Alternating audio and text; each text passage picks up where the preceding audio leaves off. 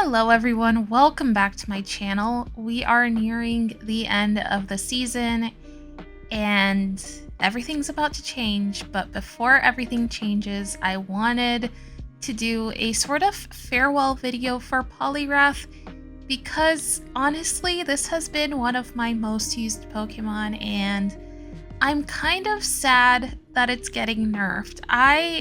I mean, Poliwrath has been a staple for me. It has been one of the most solid Pokemon that I have been able to use in the past few seasons. And I have so many Poliwraths built. I have a video of the Poliwraths that I have built running on the screen right now. For Great League, I have 2 Shadows built, one with Mudshot, one with Counter. I have a rank 1 non-Shadow built for Great League as well. All of them are double moved. And this one you're seeing on the screen right now, this is my first Poliwrath I ever built. This was the non-XL Poliwrath that I used before it got its community day and before XL Pokemons were released in Pokemon Go. You can see I caught that one in 2016. And of course, my rank 2 Poliwrath that I use in all of my Ultra League videos.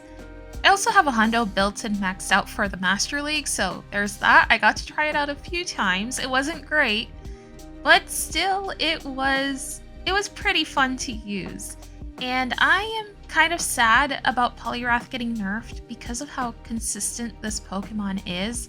I understand that it is super annoying to play against because of how bulky it is and because its charge moves will debuff you. But one of the things I'm going to miss about Poliwrath the most is that it enabled Spice Picks. And what I mean by that is because of its bulk and its consistency and how good it is against most of the meta, it was able to absorb a lot of charged moves. And therefore, if you paired it with a Spice Pick or a Pokemon that was going to be super squishy, then you could still make that team work because you had that Poliwrath on the team. I like to think of Giratina also, Giratina Altered in Ultra League, as a Spice Pick enabler, sort of.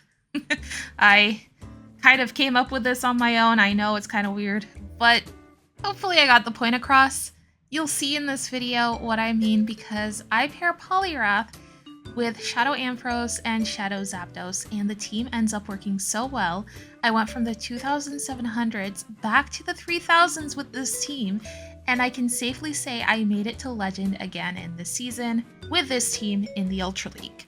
So what better way to say bye-bye to Poliwrath than to gatekeep a bunch of experts from reaching Legend in the 2900s. Am I right, guys? It didn't feel great, but when I need content, I can't just keep giving wins, okay? I threw enough games in Go Battle Week because of the Pikachus, and now I want to get back up a little bit. I want to show a team that actually works, and this team, my goodness, I love it so much because I absolutely love running Shadow Electric types. In fact, I am going to try next season to run this team, but with a replacement for Poliwrath, so I'm still thinking about what I can replace Poliwrath with. Probably Cobalion, I was thinking, because Cobalion's going to be a lot better next season, but we'll have to see. Anyways, do I recommend this team for climbing?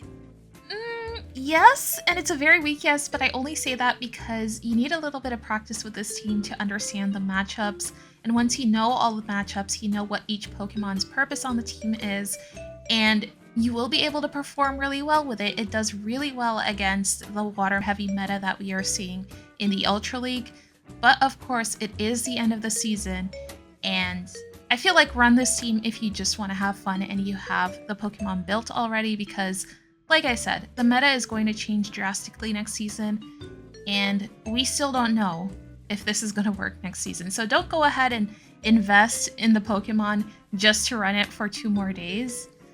But I do enjoy this team. Really quickly before I get into the battles, Shadow Ampharos is going to be the safe swap on this team with Brutal Swing and Focus Blast, and wherever I can, I will try to save a shield or 2 for Zapdos because sometimes Zapdos can absolutely sweep. Anyways, let's get into the battles. In this match, we saw an amazing lead of a Alolan Sandslash into our Poliwrath, and our opponent swaps out into a Feraligatr, which is not a solid answer to Poliwrath, so I stay in a little bit to chip it with the counters, and then I swap out with energy on my Poliwrath into my Shadow Ampharos. Now, I managed to take a shield from my opponent, but then I recognize that I can farm the Feraligatr down and have energy for the Alolan Sandslash, which if they don't shield, I'm going to one-shot them with that Focus Blast. We're able to take their Alolan Sandslash out with our Ampharos, and we even get their Tentacruel, which is their final Pokemon that they have in the back, into the yellow with Ampharos. And now instead of bringing in my Zapdos, I'm just going to bring in Poliwrath because I think Poliwrath should be able to take care of this Tentacruel from this health range, and it is also going to be resisting all of Tentacruel's moves, assuming it's running Scald and Blizzard, which it looked like it probably was because they just threw Scald on our Poliwrath, and we were able to take them out going straight Icy Wind. And we never even revealed the Zapdos in the back. GG's to our opponent. Moving on to the next battle, we are going to be up against a Greninja, and our Poliwrath absolutely walls this Greninja, so our poor unfortunate opponent has to swap out into a Tentacruel, and I answer with my Shadow Ampharos. Now, I'm going to go for Brutal Swing. Our opponent, of course, they shield that Brutal Swing because they definitely do not want their Greninja up against their Poliwrath, so they are going to try to take Switch here. And once they use both shields, I decide, you know what, I'm going to give you Switch because I have Zapdos in the back, and Zapdos just needs to land one move on that Greninja to take it out. So I'm going to bring in Poliwrath here now and farm up as much energy as I can. Take the Scald, it's fine, it is going to be resisted. And then we take the Tentacruel out, and my opponent's final Pokemon is going to be a Galarian Weezing. They only build up to a Brutal Swing, so I'm okay with taking this.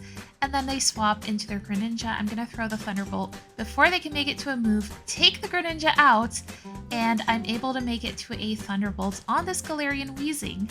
And now if my opponent wants to throw another move on our Zapdos, I will let it go because I can reach a move on Poliwrath. However, they decide to keep farming. I make it to that Drill Peck. It's enough to take them out, and I'm able to take that win.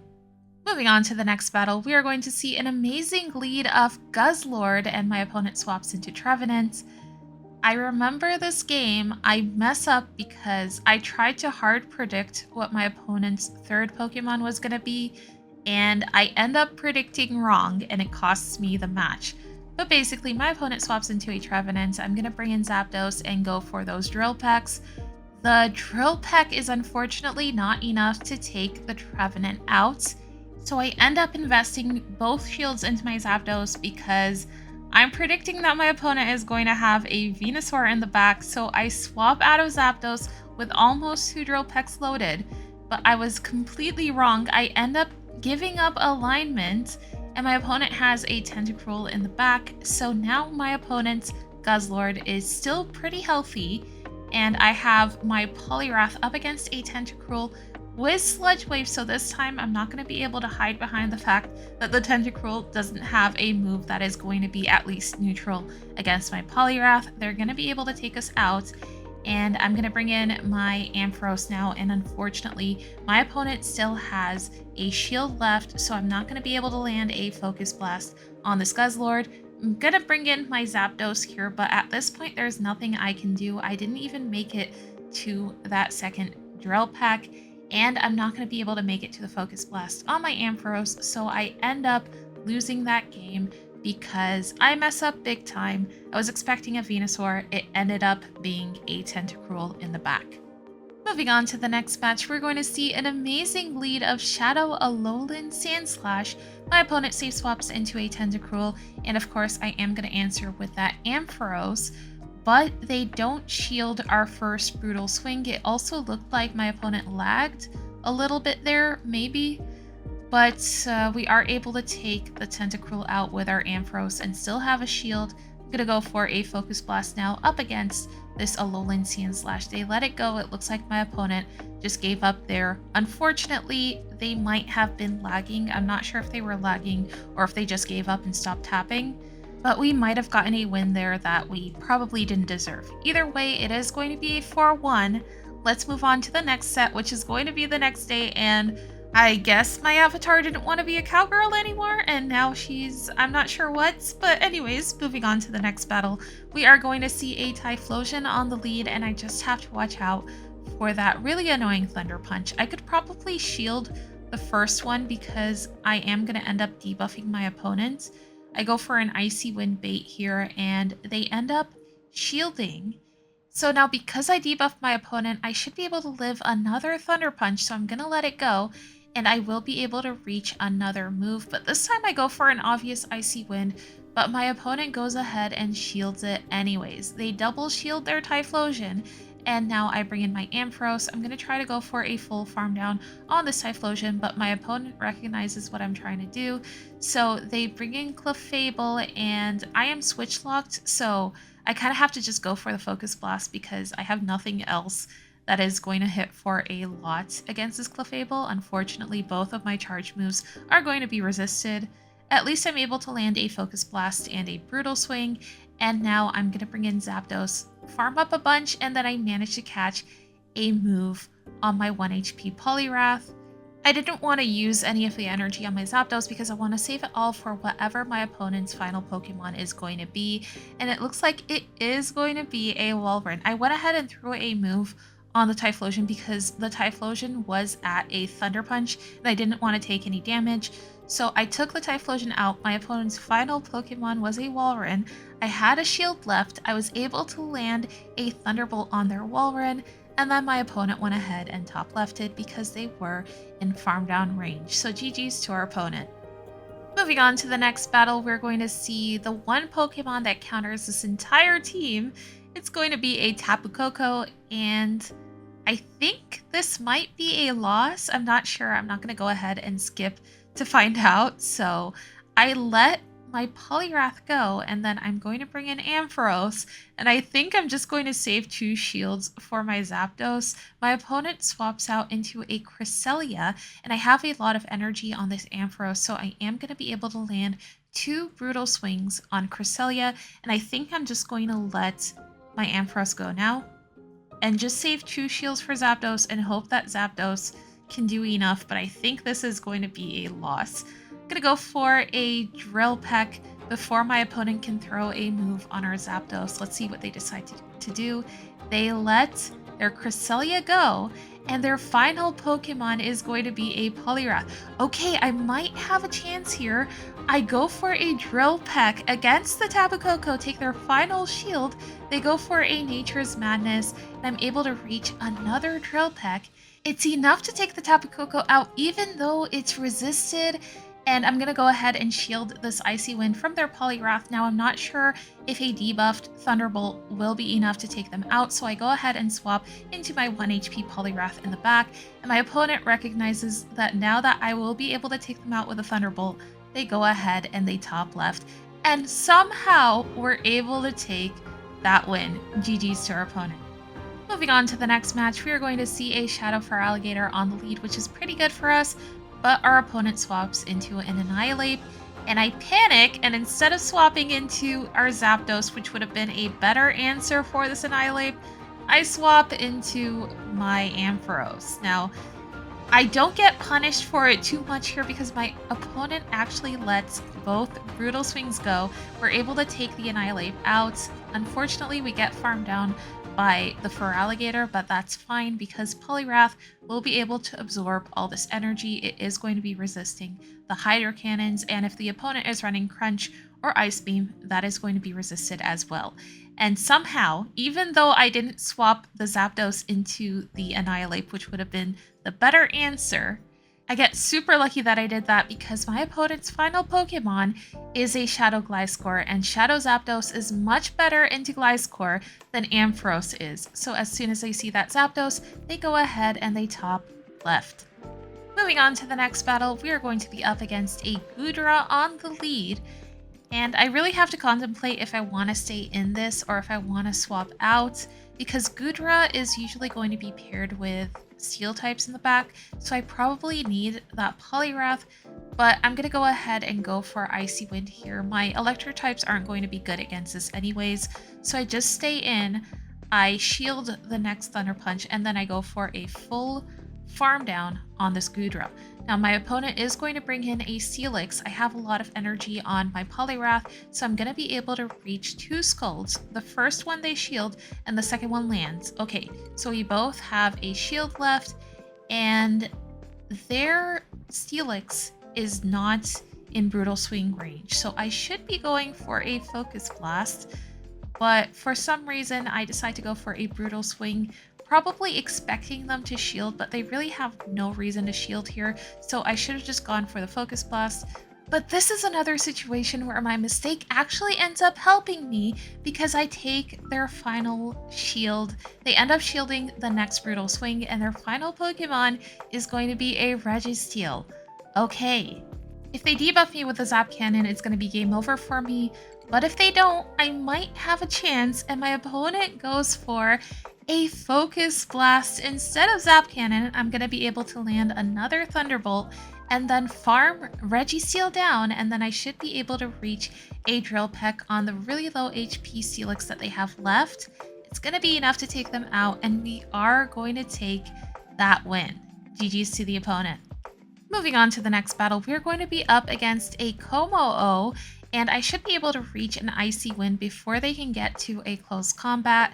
My opponent ends up shielding it, and because they are debuffed here, I'm going to go ahead and let whatever this is go. Even if it is close combat, it's going to hurt, but Poliwrath is super bulky and it can take it like a champ. Now my opponent is going to bring in a Tentacruel. I'm going to answer with Ampharos as I've always done, and they end up shielding our first move. Now all their shields are out of the way, and my Zapdos is absolutely going to wreck in the back. I land another Brutal Swing on this Tentacruel, and I think I might bring in Poliwrath here so that I could take the energy on the Poliwrath. I'm gonna let this go, and then I'm able to reach an Icy Wind, and I'm gonna bring in Zapdos now, go for a full farm down, and my opponent's final Pokemon. Oh, okay. So, unfortunately, my opponent's final Pokemon is a Nidoqueen, and Nidoqueen is super bulky. Our fast move is going to be doing nothing to this Nidoqueen because it is a ground type, and this was one of the situations where I saved the shields for Zapdos, and Zapdos, unfortunately, wasn't able to sweep for me. Their poison jabs started adding up, especially since they were debuffing us with that Poison Fang. And unfortunately, that Nidoqueen is going to be way too bulky for our Zapdos to handle, and we are going to take a loss there. But it's still a 4-1 in that set, and we make it back into the 3000s. And I think we've given Poliwrath its proper farewell because I ended up using it so much over the past few weeks. And I don't know when the next time I'm going to feature this Pokemon is going to be, probably in the far future when it gets buffed again. But it's going to be a while, and I can't wait to see what the meta holds for us in the coming season. Anyways, that brings us to the end of our video. If you guys like my content, please consider subscribing. Maybe leave a like, it helps me out so much. And I will see you guys in my next video. Bye bye!